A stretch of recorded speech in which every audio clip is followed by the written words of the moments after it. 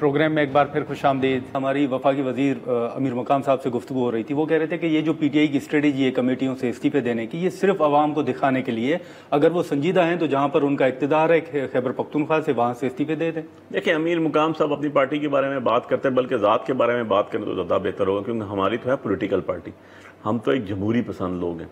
वो तो है जिस पार्टी में विरासती पार्टी है, और उन्होंने साबित भी किया है। खुद भी वो फेडरल मिनिस्टर, उनका भाई भी सेनेट में गालबन उसमें प्रोविंशियल असेंबली के जो है उनका भाई जो है वो अपोजिशन लीडर, और उनका बेटा भी सेनेट में।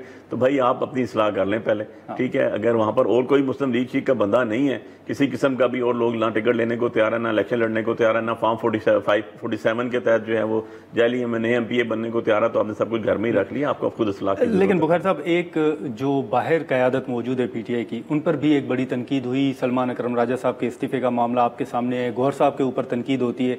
क्या खान साहब मरकज़ में भी पार्टी के अंदर ओहदों पर के हवाले से भी कोई तब्दीली की बात कर रहे हैं, सोच रहे हैं? नहीं, ऐसी बात नहीं है। मैं ही पे मैसेज लेके गया था सलमान अकरम राजा साहब का सबसे पहले लास्ट ट्यूसडे को, ठीक है। और खान साहब को मैंने कहा था कि वो स्टेप डाउन खुद होना चाहते हैं, क्योंकि इतना ज़्यादा लीगल चीज़ों का बर्डन है और वो सारे पाकिस्तान में उनको जाना पड़ता है ऑब्वियसली हर जगह। तो खान साहब ने खुद उनको कहा कि ऐसा नहीं, मुझे कहा कि उनको बताना कि बिल्कुल वही जनरल सेक्रेटरी जनरल रहेंगे और वही रिटेन करेंगे, और लीगल काम भी वही देखेंगे। बाकी टीम, इतनी बड़ी लीगल टीम आप लोग बैठे हो, सब मिलके करें, और पॉलिटिकल भी चीज़ें जो हैं सारी करें। इसमें खान साहब का बिल्कुल अगर इरादा होता तो उसी दिन कह देते। उसके बाद कल दोबारा सलमान राजा साहब, क्योंकि कल तो जो 6 लोगों की लिस्ट में नाम थे, मेरा भी नाम था, 5 लोग अंदर चले गए, 6वें को अंदर जाने। लेकिन सर, खान साहब आपसे जब जितनी मुलाकातें हुई हैं, आपके मुताबिक खान साहब क्या सोच रहे हैं? अगर रिलीफ मिलना है, बाहर आना है, तो उसके लिए मुज़ाकरात होने हैं, इस्टेब्लिशमेंट के साथ होने हैं, नहीं होने, किस तरह पार्टी को आगे लेकर चलना है? देखो यार, सबसे पहले तो I am speaking for my self कि पॉलिटिकल लोग पॉलिटिकल गुफ्तगू करते हैं,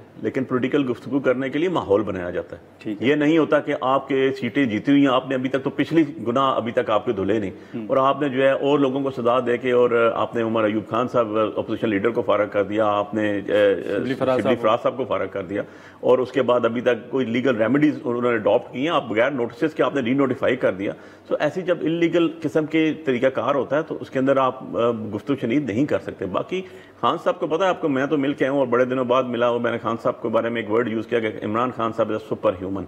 अल्लाह उनको ज़िंदगी से दे, वो बड़े मजबूत नर्व के आदमी हैं, नर्व्स के आदमी हैं वो। अल्हम्दुलिल्लाह बड़ा पॉजिटिव सोचते हैं, बड़े ऑप्टिमिस्ट हैं, और ऑब्वियसली मुल्क के और दुनिया के एक बड़े लीडरों में उनका शुमार होता है, और उनकी सोच भी बड़ी है। उनकी ये छोटी सोच नहीं है, ये जो अदला बदला लगाया हुआ है ये आज के 17 सीटों वाले सिटिंग गवर्नमेंट ने, इस तरह की सोच भी उनकी कभी भी नहीं है।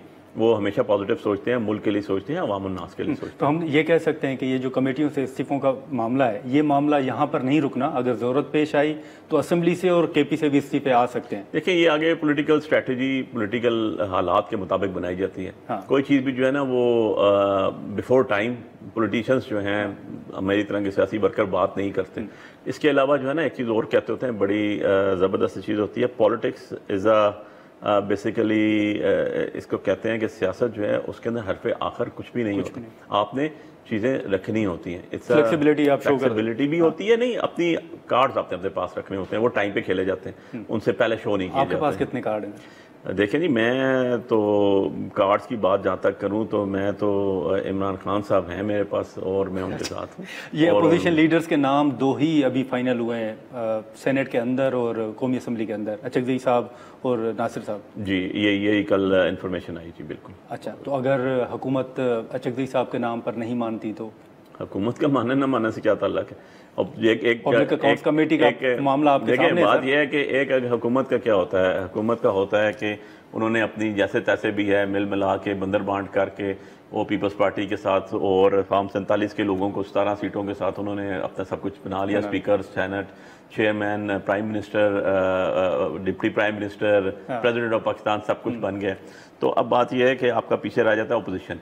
तो अपोजिशन लीडर भी वो बनाते हैं तो बना दे, फिर अगर अपोजिशन लीडर वो बनाएंगे अगर, तो फिर वो प्राइम मिनिस्टर को कैसे रिटेन करेंगे? तो अपोजिशन लीडर तो ऑब्वियसली 93 सीटें हमने रखी हुई हैं, वो हमारा ही इस्तेकाक है। आज भी सोलो पार्टी सबसे बड़ी जो है वो PTI ही है। लेकिन जो आपने पहले बात की थी उसके ऊपर मैं आपको एक बात बता रहा था कि जो politics is a game of possibilities. तो पॉसिबिलिटीज जो है वो सियासतदान बना। चले ठीक है, अली बुखारी खान साहब जो हैं उस टाइम सबसे बड़े सियासतदान। चलें, बहुत शुक्रिया सर वक्त निकालने का। नाज़रीन, अली बुखारी साहब की बात आपने सुनी। हम यहाँ पर एक मुख्तसर सा ब्रेक लेते हैं और ब्रेक के बाद मुस्तफ़ा नवाज़ खोखर साहब हमें ज्वाइन करेंगे।